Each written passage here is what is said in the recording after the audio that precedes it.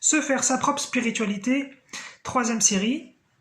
Pour ceux qui n'ont pas vu les séries d'avant, c'est des vidéos pour apprendre à penser, pour apprendre un petit peu à se faire donc sa propre spiritualité, sa propre autorité, apprendre à penser un peu pour soi donc. Et ça veut dire qu'en lisant donc des ouvrages, ou d'ailleurs ça pourrait être d'autres supports que des livres, mais là on est sur des livres, en lisant donc des ouvrages faits par des entités canalisées, puisque là je vais vous présenter 3 références d'entités canalisées, eh bien, c'est alors qu'on est face à une énorme conscience, une énorme vérité, une énorme puissance, eh bien, comment essayer de trier tout ça et essayer de déceler, de faire preuve de discernement, donc par rapport à certains moments qui sont pas très justes, qui sont pas très sains, qui sont pas très amour, mais comme c'est mis en plein milieu de choses qui peuvent être très amour, parfois on ne les voit pas. Et donc je donne des petits exemples à travers des livres. Première référence, Conversation avec Dieu. Je l'avais présenté dans la vidéo Débuter en spiritualité. Donc Conversation avec Dieu, donc de Neale Donald Walsch. Donc c'est canalisé à l'écrit directement, et un personnage donc qui s'appelle Dieu. Après on peut penser que c'est Dieu tout court, ou que c'est juste un personnage qui s'appelle Dieu, peu importe. Ce qui compte c'est l'information. C'est pour moi donc c'est vraiment un des 3 livres, parce que c'est une trilogie, un livre vraiment extraordinaire. Ça, il existe en français, hein, je l'ai pas dit, mais là moi je lis toujours en anglais, et ça existe en français, Conversation avec Dieu. Vous les trouvez très facilement. Et donc ce sont des livres vraiment passionnants, parce qu'ils vont traiter tous les sujets, ils vont vraiment traiter tous les sujets du quotidien. À la fois ils peuvent aller très loin sur la spiritualité, et à la fois ils peuvent être très pratiques, très pragmatiques sur ce qui nous touche donc dans notre vie de tous les jours. Et pour ça, c'est super, ça touche à tous les sujets, c'est vachement sympa. Et puis c'est super bien écrit, c'est très agréable, ça détend beaucoup. Et donc, comme je l'ai dit, voilà, beaucoup de vérité, beaucoup de conscience. Et on va commencer donc par cette référence, parce que c'est assez soft, c'est assez gentil. Et donc à la page 187, il y a 4 phrases, et il y a une des 4 phrases qui est bizarre. Donc je vais dire laquelle après. Donc là, il fait peut-être un petit peu la morale, mais c'est gentil. Donc voilà ce que Dieu dit. Les gens fument et se demandent pourquoi ils obtiennent le cancer. Les gens mangent des animaux et mangent de la graisse et se demandent pourquoi ils ont des artères bouchées. Les gens restent en colère toute leur vie et se demandent pourquoi ils ont des crises cardiaques. Et enfin, les gens font la compétition avec d'autres personnes de façon impitoyable, avec un stress énorme, et ils se demandent pourquoi ils ont des attaques ou des AVC. Donc voilà, un truc intéressant, hein, ça fait réfléchir sur, effectivement, ça a des comportements toute la vie, d'une certaine façon, peut-être qu'il faudrait voir plus loin, et pas penser à là tout de suite, voilà. Donc voilà, c'est mis dans un chapitre, voilà, un petit peu aussi, qui a peut-être un certain contexte, mais les 4 phrases marchent très bien toutes seules. Et en fait, moi, quand j'avais lu ça, la première fois, comme j'avais pas encore cette maturité, cette capacité de faire ma propre spiritualité que j'ai maintenant, j'avais un petit peu tiqué sur une des 4 phrases, mais j'étais passé à la suite. Et c'est pour ça, là, je reviens, je profite de ma vidéo pour revenir dessus. Et donc la 3e phrase, qui est « Les gens restent en colère toute leur vie et se demandent pourquoi ils font des crises cardiaques », cette phrase-là, elle est ouf. D'ailleurs, je l'ai oublié de le dire, page 187. Cette phrase-là, elle est dingue, parce que ça sous-entend qu'en tant qu'humain, on a aujourd'hui, à cette époque, la capacité de décision de nos émotions, et que donc on déciderait consciemment de se mettre en colère, et donc ceux qui resteraient en colère toute leur vie, ce serait un choix de vie, et donc ensuite ils le paieraient, mais ils n'avaient qu'à faire autrement. Et donc ça, typiquement, c'est une erreur énorme, puisque aujourd'hui on n'a pas la capacité de choisir nos émotions. On peut éventuellement effectivement influencer nos pensées, influencer un petit peu donc ce qu'on ressent, on peut faire 2-3 petits trucs, on peut essayer finalement de ne pas se mettre en colère, mais fondamentalement, si par exemple vous avez eu un trauma quand vous étiez môme, qui vous avait fait vivre un truc vraiment difficile, et que vous êtes vachement en colère mais vous ne savez pas pourquoi, il y a plein de gens comme ça, ils sont en colère toute leur vie, ils ne savent pas forcément pourquoi, enfin plein de gens, en tout cas une partie de la population non négligeable, et ils savent pas pourquoi ils sont en colère, et peut-être qu'ils vont rester en colère toute leur vie et qu'ils vont jamais conscientiser leur trauma. Donc de dire cette petite phrase que t'avais qu'à pas rester en colère, t'aurais pas eu des problèmes de santé, ça franchement c'est pas très sympa. Voilà, donc typiquement une petite phrase qu'on voit pas, parce qu'en fait elle est dans un chapitre où elle vient après un autre chapitre qui est bien mené, qui est bien argumenté, qui est pertinent, qui nous donne des trucs, qui nous fait du bien, qui nous fait toucher peut-être l'amour inconditionnel, qui nous fait réfléchir sur notre mode de vie, et là paf, on a une petite phrase peut-être de rien du tout, où on se dit c'est bizarre, mais bon, comme tout le reste était bon, je vais prendre ça aussi. Non, faites preuve de discernement. C'est pas parce que ce sont des ouvrages qui sont extrêmement profonds, extrêmement beaux, qu'il peut pas y avoir un petit peu d'erreur dedans et un petit peu donc de choses pas terribles. Voilà, moi j'évalue toujours à 5-10%, hein. Il y en a peut-être qui diraient beaucoup plus, peut-être qui diraient moins. Mais c'est vrai que voilà, faites attention à ça, hein, puisque derrière on se fait avoir et on sait pas pourquoi, mais on a bouffé un truc qui était pas bon et on sait pas où il est. Allez, référence d'après, on monte en puissance. 7. Dans la vidéo numéro 1 de la série, j'avais présenté le numéro 2, hein, puisque je l'ai fait pas forcément dans l'ordre, hein, je prends les livres que j'ai envie de prendre. Donc le numéro 2, c'était la nature de la réalité personnelle. Là, c'est tout simplement 7 parle. Donc il existe aussi en français, celui-là. Hein, donc c'est de Jane Roberts, voilà. Et donc Jane Roberts, elle canalise quelqu'un qui s'appelle Seth, voilà, tout simplement. Et donc Seth, c'est quoi? Ça parle d'énormément de sujets, de choses très métaphysiques, très profondes, très abstraites. C'est très technique aussi. C'est des livres très avancés en spiritualité. Moi, je trouve ça franchement passionnant, je trouve ça génial. En plus, c'est dans les années 70, donc c'était vraiment une pionnière pour la canalisation, en tout cas, je crois.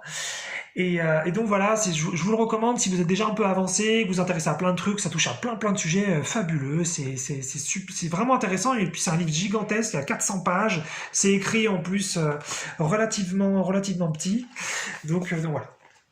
Et là on est page 159, et on va parler de suicide, moi un sujet qui m'intéresse bien. Alors c'est parti. Les suicidés en tant que catégorie, par exemple, n'ont pas de punition particulière qui leur est réservée.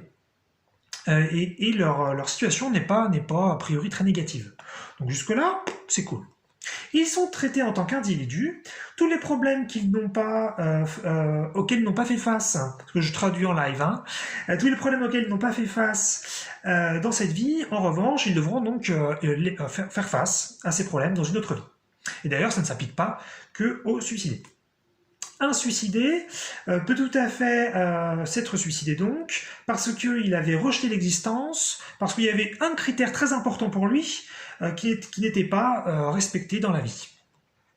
Et si c'est le cas, alors bien sûr il devra apprendre différemment. Donc là il y a pas mal d'infos, j'ai pas dit grand chose mais finalement il y a pas mal d'infos.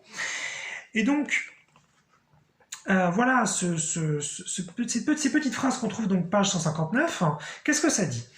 Ça dit que, d'une part, on retrouve cette idée que si vous vous suicidez et que vous aviez des trucs à apprendre, et que vous les avez donc pas appris, vous allez devoir revenir. Là, on arrive typiquement dans ce que moi j'appelle, sans aller chercher bien loin comme définition, une dictature spirituelle.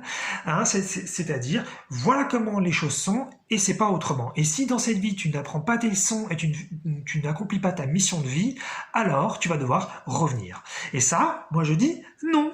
Nous sommes des dieux, nous sommes libres, et oui, si nous avons envie d'apprendre des leçons, apprenons des leçons, ça peut être super fun, mais si nous n'avons pas envie d'apprendre des leçons, n'apprenons pas de leçons.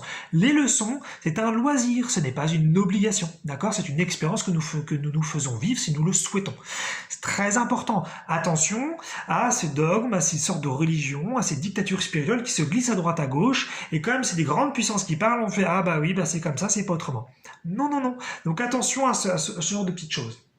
Et puis deuxième passage qui dit, bien sûr, je vous donne ma vérité, hein, vous pouvez bien sûr avoir la vôtre. Hein, et deuxième passage qui dit que pour ceux qui ont rejeté l'existence l'existence physique, hein, parce que il y avait un critère qui ne leur plaisait pas, eh bien, ils devront apprendre différemment.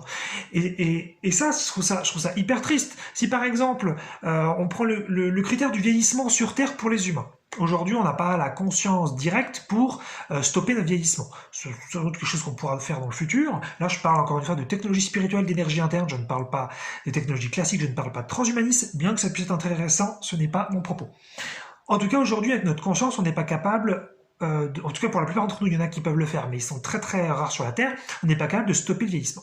Et on pourrait tout à fait se dire, bah, c'est un critère qui ne me convient pas, je ne souhaite pas vivre avec ce critère-là. Ça me semblerait tout à fait légitime, parce que moi je me reconnais d'ailleurs là-dedans. Et lui, ce que Seth, il dit, bah, si vous avez rejeté l'existence, vous avez un critère qui vous plaisait pas, eh bien, vous devrez apprendre différemment. Donc, on retrouve cette idée que, de toute façon, vous êtes là pour apprendre des leçons, vous n'avez pas le choix. Et en plus de ça, ça sous-entend que on n'a même pas le choix de notre propre réalité, de notre propre vie. Alors que si nous sommes des dieux, nous sommes tout à fait capables et nous avons le droit de choisir notre propre dimension, nos propres critères. Dans la mesure où on n'impose rien aux autres et qu'on fait de mal à personne, et que donc dans l'univers, enfin plutôt dans l'existence, il y a une infinité de dimensions et une infinité de possibilités, à ce moment-là, il n'y a pas de raison qu'on ne puisse pas vivre dans la dimension qui nous plaît. Et donc, si une dimension physique dans laquelle on ne vieillit pas forcément donc sur Terre, mais ailleurs, pourquoi pas. Donc déjà, ça voudrait dire que là, on n'a pas le choix. Si ça nous plaît pas, tant pis pour nous, mais en plus, on va devoir revenir pour apprendre autre chose. Donc c'est vraiment la continuité de la dictature. Et ça, il faut faire vachement attention, parce que moi, quand je lisais 7, encore une fois, pour moi, c'était vraiment une découverte, c'était vraiment génial, ça me plaisait énormément, et ça me plaît toujours, mais je me rends compte qu'il y a énormément de prétentions quand même dans ces canalisations, même si c'est que 10% qui font mal quand on n'a pas encore l'autorité personnelle, quand on n'a pas encore le discernement personnel, qui nous permet de voir ces moments où ce sont des croyances extrêmement profondes, qui sont mélangées en général à la légitimité de l'auteur, mais on peut aussi avoir de toute façon des entités qui sont très autoritaires et très arrogantes. Hein. C'est pas parce que c'est des entités. Vous avez des gens sur Terre qui sont très conscients, très intelligents et qui peuvent avoir des jugements sur des sujets, donc c'est pas parce que vous êtes très intelligent, très conscient que ça y est, forcément, vous êtes extrêmement tolérant et très permetteur. Voilà. Donc ça c'était pour la deuxième réponse. Troisième et dernière. Alors, Earth Life Challenges, ça n'existe pas en français. C'est de Caroline Oshina Ryan. J'avais présenté un autre livre d'elle dans la vidéo d'avant, donc de la même série. Et donc là, c'est la canalisation du collectif, The Collective. Voilà, un groupe de conscience, et non pas donc une seule conscience. Donc j'aime bien ces petits bouquins, sont très sympas. D'ailleurs, ça se lit vite, hein, il n'y a pas beaucoup de pages, c'est assez court. Et donc là, on va être tout simplement, comme le titre l'indique, hein, si vous comprenez pas l'anglais, les challenges de la vie terrestre. Voilà, donc il y a plein de trucs qui sont amenés, plein de difficultés que les gens peuvent traverser, et comment est-ce qu'on peut mieux les vivre, mieux les appréhender, mieux les comprendre éventuellement, voilà, plein de petites choses comme ça. Et j'avais déjà parlé un petit peu de ce que je vais lire en fait, parce que ça se retrouve pas mal en spiritualité, et c'est quelque chose donc j'avais déjà dit sur un livre sur les âmes courageuses. Et donc c'était cette idée que un petit peu vous avez toujours pareil, c'est une sorte de mission de vie, vous n'avez pas le choix, vous devez vous incarner, vous devez vivre vos trucs et vous devez vous taire un petit peu en tant qu'humain. Et donc là, page 133, qu'est-ce qu'on lit ? Beaucoup n'ont pas idée qu'ils ont planifié dans cette vie un moment d'incapacité, que ce soit à travers une blessure, une maladie, un trouble, parce que le travail éthérique qu'ils font, qui inclut la croissance de l'âme, demande à ce qu'à un moment donné, le corps soit au calme, voire qu'il ne bouge pas du tout. Bien que cela puisse paraître cruel, étrange et même impensable, c'est ainsi, et c'est ainsi depuis des milliers d'années. Alors là, c'est pour ça que j'ai gardé pour la fin celui-là. Ça, c'est vraiment les trucs moi qui me font un mal fou quand je me documentais comme ça sur la spiritualité, mais ça me faisait mal, mais dans ma profondeur, comment on pouvait dire des trucs pareils. Et je sais qu'il y a plein de gens qui croient à ça, hein, puisque de toute façon, il y a plein de gens qui croient aussi à un dieu très méchant dans la religion, un dieu amour et un dieu qu'il faut craindre, et il y en a qui sont très à l'aise avec ça, donc je pense qu'il y a plein de gens qui doivent se sentir aussi avec cette spiritualité laïque, qui propose plein de choses merveilleuses, mais qui de l'autre côté met des conditions quand même très dures, je trouve, de mon point de vue, bien sûr. Comme j'ai un esprit peut-être très libre, j'ai envie de plus de liberté. Mais voilà, ce n'est que une sensibilité. Et donc là, qu'est-ce que ça dit ? Ça dit tout simplement que pour ceux qui dans cette vie ont eu ou ont maintenant, hein, ou auront malheureusement, donc une maladie qui va les immobiliser, ou un trouble ou une blessure qui va les immobiliser. Donc ça pourrait devenir paraplégique, tétraplégique, ou un problème momentané. Hein, ça pourrait être dans un plâtre, voilà, quelque chose comme ça, ou une maladie tellement violente qu'on est cloué au lit pendant une période. Eh bien, c'est que tout ça a été planifié, et que bien que cela puisse sembler, donc comme ils le disent, très cruel, eh bien non, c'est comme ça que ça se passe, c'est comme ça depuis des milliers d'années. Et donc sous prétexte que ça se passerait déjà, on est censé dire que c'est normal, non, pas du tout, hein. C'est toujours important de consulter pour moi la personnalité, chose qu'aujourd'hui cela n'est pas du tout mis en avant en spiritualité. La personnalité a un droit, et ce droit est constamment violé en général par la spiritualité, par l'âme, puisque quand même la personnalité aurait participé à un point de vue non conscient inconscient. Au moment où la maladie, le trouble, la difficulté lui arrive, elle n'est pas consultée, elle n'est pas mise au courant de pourquoi la chose lui arrive. Parce qu'à la limite, on pourrait tout à fait lui dire, bah, écoute, t'as besoin là d'être paraplégique pendant 10 ans, admettons, hein, ok, on va te dire pourquoi, ça va te servir pour tel truc, ça, je dis pas que je serais forcément d'accord, mais déjà ça pourrait être un peu intéressant au minimum. Là non, le truc qui te tombe dessus, t'as pas l'information, on ne dit rien, et on te dit juste, c'est comme ça fonctionne comme ça depuis toujours, il faut pas tellement s'emmerder, c'est normal. Non, c'est extrêmement désagréable, c'est extrêmement violent. Les personnalités sont, de mon point de vue, très maltraitées sur Terre, et effectivement depuis des milliers d'années. Donc ça soulève beaucoup de questions vis-à-vis du gouvernement non physique. En tout cas, voilà, n'hésitez pas à remettre en question des fondamentaux spirituels que vous trouvez à droite à gauche. Et justement, c'est là aussi faire preuve de discernement. C'est-à-dire que c'est parce qu'il y a 10% dans un bouquin qui sont vraiment pas terribles, en tout cas de mon point de vue, que le reste ne peut pas être génial. Hein, c'est comme quelqu'un que vous rencontrez, vous pouvez avoir des parties que vous trouvez vraiment super, et puis d'autres parties qui sont peut-être moins intéressantes. En tout cas, pour vous, aujourd'hui, à ce moment, avec qui vous êtes maintenant. Voilà. Donc tout ça, des petits exemples, des petites références sur se faire sa propre spiritualité, sa propre autorité. Le Dieu, c'est vous. La vérité, c'est vous.